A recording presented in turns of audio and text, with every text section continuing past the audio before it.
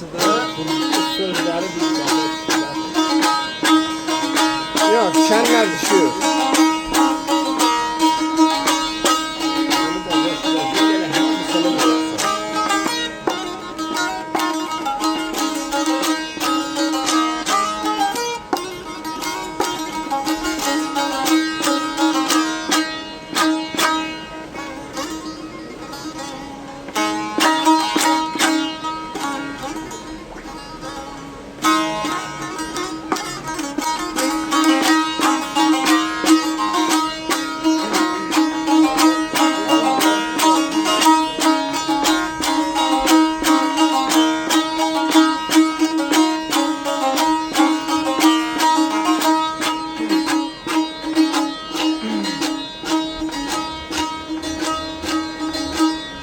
Belə canımcan verən yeri kaş.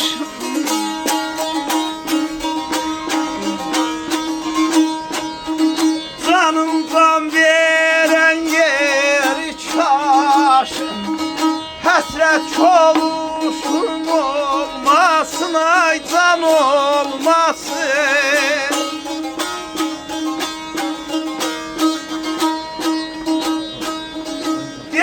Derdim anasına,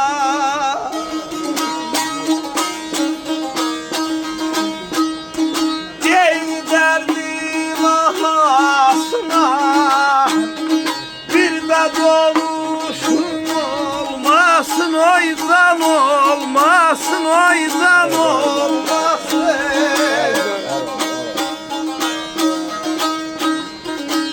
Bir modern şehirde bizim Göyçəmizin yaşayan en güzel, ağır mövzudur. en güzel şairlerinden biridir. Genç şairlerinden Cavan biridir. oğlandır. Bakıda yaşayır. Qılman iman. Daş kəndlərində şair ocağındandır. Həsən Xəyallı deyir. Canın can verən yeri kaş. Həsrət çoğuşu olmasın. Deyin dərdin anasına bir də doğuşu olmasın.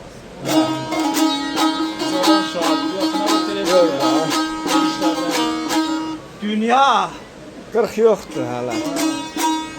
bu dünya qıymaz sağ olun. Gözümdə yüya suy olun.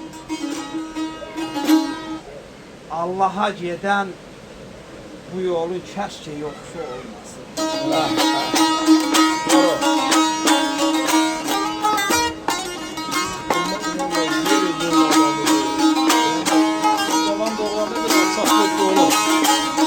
Qalarca boyda.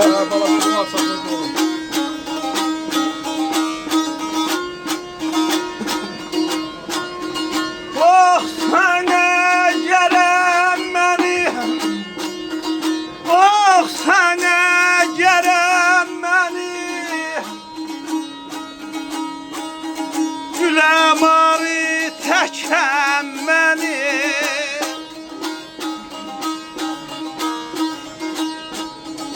Bir ömür yedigəm məni,